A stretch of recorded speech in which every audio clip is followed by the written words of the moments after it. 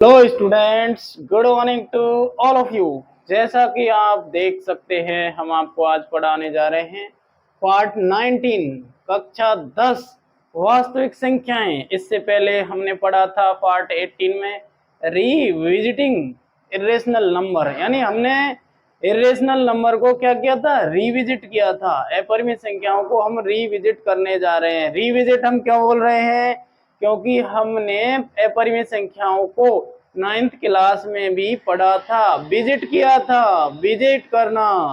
इसके बाद हम रिविजिट कर रहे हैं किसको? परिमित संख्याओं को। तो ध्यान रखें, आप इन्हें पहली बार नहीं पढ़ रहे, दूसरी बार आप इन्हें पढ़ने जा रहे हैं। तो ध्यान से देखिए, हम आपको पढ़ाने जा रहे हैं अब क्या।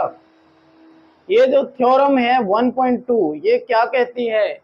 ये कहती है कि late P be a prime number if P divides a square then it divides या then P divides a where a is a integer।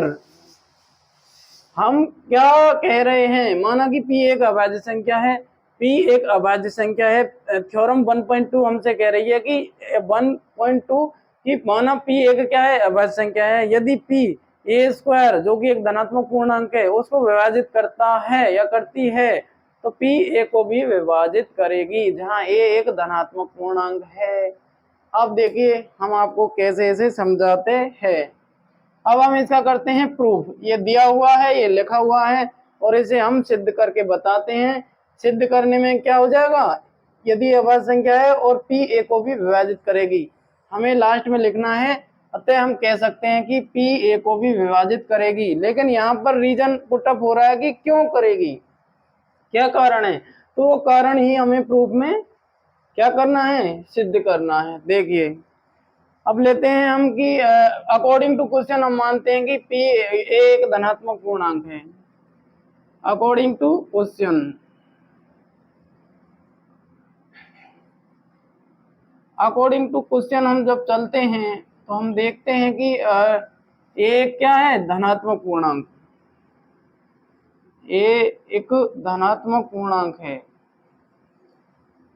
धनात्मक पूर्णांक है। ए एक धनात्मक पूर्णांक है। और बच्चों हम ए बराबर ले लेते हैं क्या? ए बराबर माना कि हमने 4 ले लिया। ए एक धनात्मक पूर्णांक है। अब हम ए के क्या करते हैं, अभाज्य गुणनखंड करते हैं। तो ए के हम अभाज्य गुणनखंड करते हैं, तो हम मान लेते हैं कि P1 P2 P3, और ये ऐसे होंगे। अब ए कुछ भी हो सकता है, ए कुछ भी हो सकता है, ये हमने इसके क्या मान लिए हैं, अभाज्य गुणनखंड मान लिए हैं कि ए के जो अभाज्य गुणनखंड होंगे, ए एक धनात्मक पूर्णांक है और उस धनात्मक पूर्णांक के अभाज्य गुणनखंड ये होंगे। और ये P1 P2 P3 किसके रूप में है, अभाज्य गुणनखंड के रूप में है। हम यहाँ पर लिख देते हैं कि यहाँ P1 P2 P3 dot dot Pn अभाज्य संख्याएं हैं या अभाज्य गुणनखंड हैं। जैसे a बराबर हो जाएगा 2 इंटू 2, तो ये P1 हो गया, ये P2 हो गया। अब यहाँ पर हम क्या देख रहे हैं, हम यहाँ पर कह सकते हैं, हमारे लिए यहाँ पर ये भी शर्त है कि जो P1 P2 P3 है, जरूरी नहीं कि ये भिन्न भिन्न हो, यानी अलग अलग हो। जैसे 2 इंटू 3 इंटू 4 ये समान भी हो सकते हैं। तो हम यहाँ लिख देते हैं कि आवश्यक नहीं,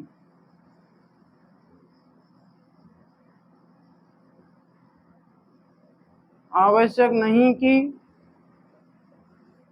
P1 P2 P3 dot dot dot Pn भिन्न भिन्न हो। जरूरी नहीं कि ये भिन्न भिन्न हो, समान भी हो सकते हैं, समान भी हो सकते हैं।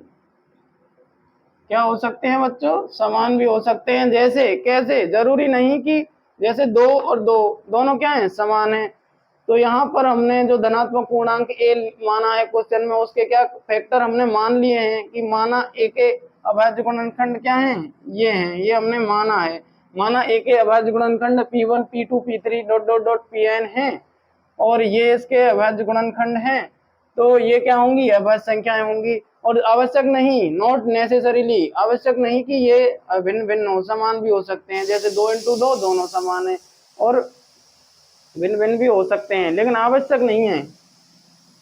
अब देखिए हम क्या करते हैं, अब हम करते हैं इम्पोर्टेंट जो चीज है उसको हम आपको बताने जा रहे हैं। अब हम ए का दोनों तरफ क्या कर देते हैं, इधर भी और इधर भी स्क्वायर कर देते हैं। देखिए अब ए का जब इधर स्क्वायर करेंगे तो ये हो जाएगा ए स्क्वायर बराबर, ये हो जाएगा P1 P2 P3 dot dot Pn, और ये हो जाएगा P1 P2 P3 Pn। देखिए हमने क्या किया है कि हमने किया है स्क्वायर, यानी ए को ए से गुणा किया, ए को ए से जब मल्टीप्लाई करेंगे तो वो क्या हो जाएगा, ए स्क्वायर हो जाएगा, क्योंकि आधार यदि बेस समान है तो उसकी जो पावर है वो ऐड हो जाती है, ए इंटू ए, 1 पावर है 2 हो जाएगा। अब आप कहोगे कि ये 2a क्यों नहीं हुआ, नहीं 2a नहीं होता, मल्टीप्लाई में स्क्वायर हो जाता है, a + a 2a होता, लेकिन यहाँ पर ए स्क्वायर हो गया, और इसको 2 बार लिख देंगे, एक बार ये लिख दिया, एक बार ये लिख दिया।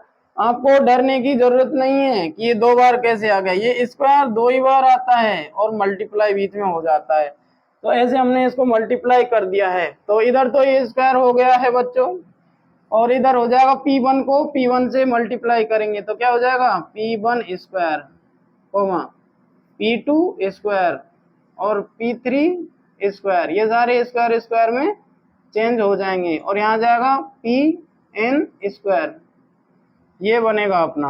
अब ये क्या है, ये अभाज्य गुणनखंड नहीं है। अब लिखेंगे कि यह है, ये संख्याएं क्या नहीं है, अभाज्य गुणनखंड नहीं है, अभाज्य गुणनखंड या अभाज्य संख्याएं नहीं है, क्योंकि इनका क्या हो गया है, स्क्वायर। यहाँ पर हमने एक कोष्टक लगा के आपको बताया था, जैसे a बराबर हमने 4 लिया था, अब एक ही जगह हम इसका स्क्वायर कर देते हैं, तो a इंटू ए यानी कि 4 × 4, 4 × 4 करेंगे तो क्या हो जाएगा, 16 हो जाएगा, क्या हो जाएगा 16। अब देखिए ए स्क्वायर क्या है, 4 और 4, 4 और 4 है, ये देखो 4 अभाज्य गुणनखंड नहीं है, इसमें 2 का भाग जा रहा है, 4 का जा रहा है और 1 का भी जा रहा है, इसलिए यहाँ पर ये संख्या अभाज्य गुणनखंड अब नहीं रही, इसलिए हमने यहाँ पर लिखा है। तो ये संख्याएं अभाज्य गुणनखंड नहीं है बच्चों, क्योंकि ये अब इनका स्क्वायर हो चुका है। अब देखिए अब ये क्या नहीं है, अभाज्य संख्याएं नहीं रही। अब हम क्या देखते हैं कि यहाँ तक कंप्लीट हो चुका है। अब क्वेश्चन के अनुसार चलते हैं कि P एक अभाज्य संख्या है, P एक क्या है, अभाज्य संख्या, P एक अभाज्य संख्या है, यदि P a स्क्वायर को विभाजित करती है तो P a को भी विभाजित करेगी, जहां a एक क्या है, धनात्मक पूर्णांक है। अब देखिए P a स्क्वायर को विभाजित करता है, बिल्कुल करता है, P क्या कर रहा है, a स्क्वायर को विभाजित कर रहा है, किसको, a को। अब P को हमने क्या माना है, P के, ये जो P के रूप में है ये a के क्या है, ये जो P है ये a के फैक्टर ही क्या है, P1 P2 P3, P क्या है, यहाँ पर हमने अभाज्य गुणनखंड माना है, किसका, एक धनात्मक पूर्णांक का, और वो किसके रूप में होना चाहिए, एक अभाज्य संख्या के रूप में होना चाहिए, लेकिन यहाँ तो नहीं है अभाज्य संख्या के रूप में, यहाँ तो क्या है, 2 अभाज्य संख्या, ये क्या है, ये अभाज्य संख्या है, गुणनखंड नहीं है। हम क्वेश्चन के अनुसार चलेंगे बच्चों कि P एक अभाज्य संख्या है, यहाँ तो P अभाज्य संख्या नहीं है, तो कहाँ पर है, यहाँ पर है, इसलिए जो P है वो किस में से होना चाहिए, P1 P2 P3 में से होना चाहिए, यही इंपॉर्टेंट बात है। अब हम यहाँ लिख देते हैं कि P a स्क्वायर को विभाजित करता है, P किसको विभाजित करता है, a स्क्वायर को विभाजित करता है। हमें कंडीशन दी हुई है कि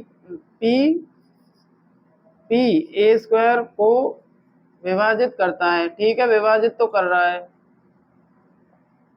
P स्क्वायर को विभाजित करता है, और एक शर्त क्या है कि P एक अभाज्य संख्या है, P एक अभाज्य संख्या है।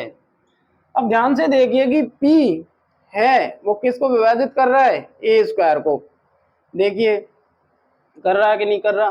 पी ए स्क्वायर को विभाजित कर रहा है। जैसे देखिए यहाँ पर पी का मान कितना था, 2 था, कितना था P1 P2, यानी P का मान कितना था 2, और यहाँ ए स्क्वायर कितना हो गया 4 इंटू 4, और जब 4 में 2 का भाग देंगे तो ये इसको विभाजित कर रहा है, यानी कि P ए स्क्वायर को क्या कर रहा है, विभाजित कर रहा है। और P एक अभाज्य संख्या है, और यहाँ पर अभाज्य संख्या है लेकिन यहाँ पर नहीं है, अतः हम कह सकते हैं कि जो P है वो क्या है, ए स्क्वायर को ए को भी विभाजित करेगी। अतः हम यहाँ से कह सकते हैं कि जो P की वैल्यू है वो किस में से होनी चाहिए, इसमें से होनी चाहिए। इसमें से नहीं होगी क्योंकि यहाँ पर P हम क्या है, अभाज्य गुणनखंड नहीं है और हमसे अभाज्य संख्या के बारे में पूछा है। अतः P को P1 P2 P3 में से एक होना चाहिए। P को क्या होना चाहिए, इनमें से एक होना चाहिए। अतः P A को भी विभाजित करेगी, जहां A एक धनात्मक पूर्णांक है। अतः P A को भी विभाजित करेगी। ये हो गया आपका प्रूफ। देखिए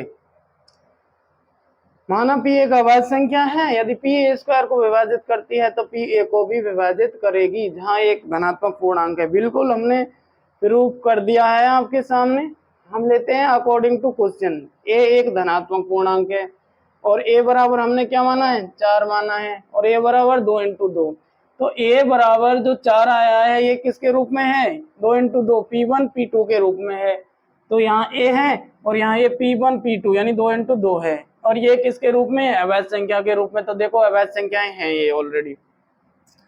अब हम यहाँ लेते हैं, आवश्यक नहीं कि P1 P2 P3 भिन्न भिन्न हों, समान भी हो सकती हैं। जरूरी नहीं कि जो हमने 4 लिया है इसके जो फैक्टर 2 इंटू 2 आए हैं ये उसमें हो, किसमें, भिन्न भिन्न। भिन्न भिन्न नहीं है, ये कैसे हैं, समान भी हो सकते हैं और भिन्न भिन्न भी हो सकते हैं। तो देखिए ये लाइन कंप्लीट। इसके बाद हम इसका दोनों तरफ से स्क्वायर करेंगे, तो ए को ए से गुणा करेंगे ए स्क्वायर, और इसको इससे ही गुणा करेंगे तो क्या हो जाएगा, P1 square P2 square P3 square Pn square. जब हम किसी अभाज्य संख्या का स्क्वायर कर देते हैं तो वो भाज्य क्या हो जाती है, अभाज्य गुणनखंड वो नहीं रहता, क्योंकि उसका स्क्वायर हो गया। अतः हम कह सकते हैं कि P ए स्क्वायर को विभाजित करता है, एक कंडीशन दी हुई है, P ए स्क्वायर को विभाजित करता है।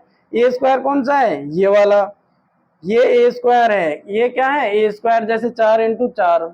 तो P ए स्क्वायर को विभाजित करता है, और P कितना है, जैसे P यहाँ पर कितना था, P 2 इंटू 2 2 था, तो जब इसमें इसका भाग देंगे तो ये इसको विभाजित कर रहा है।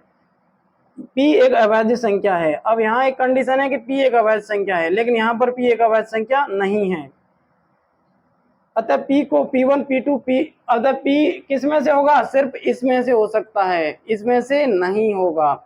और जब इसमें से हो सकता है तो वह एक, अतः P A को भी विभाजित करता है। तो P किसको विभाजित करेगा, एक को। तो ये हमारा कंप्लीट हो चुका है, और इसे हम एग्जांपल से और यहाँ पर आपको समझा देते हैं।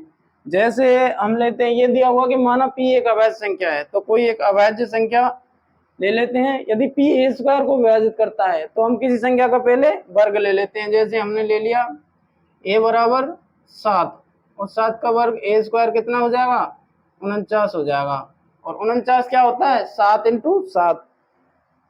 और ये ले लिया हमने यहाँ पर P, और P बराबर कितना मान लिया, 7 मान लिया है। P बराबर 7 मान लिया है हमने, क्योंकि 7 इंटू 7 क्या होता है, 49 होता है। अब देखिए माना P एक अभाज्य संख्या है और P कितना है, 7। यदि P ए स्क्वायर को विभाजित करता है, यानी कि 7 से और 49, P ए स्क्वायर 7 का भाग चला जाएगा 49 में, विभाजित करता है तो P ए को भी विभाजित करेगा। तो P ए को यानी 7 को भी विभाजित करेगा। ये देखिए यदि P ए स्क्वायर को विभाजित कर रहा है, ये 7 इसको विभाजित कर रहा है, तो ये इसको भी विभाजित करेगा। P यदि ए स्क्वायर को, किसको, ए स्क्वायर को विभाजित कर रहा है तो ए को भी विभाजित करेगा। देख लीजिए यहाँ पर हम कंप्लीट आपको बता चुके हैं। और कोई इसमें दिक्कत हो, कोई प्रॉब्लम हो तो नीचे कमेंट कीजिए, वीडियो को लाइक कीजिए, सब्सक्राइब कीजिए और शेयर कीजिए। Thanks for watching the video.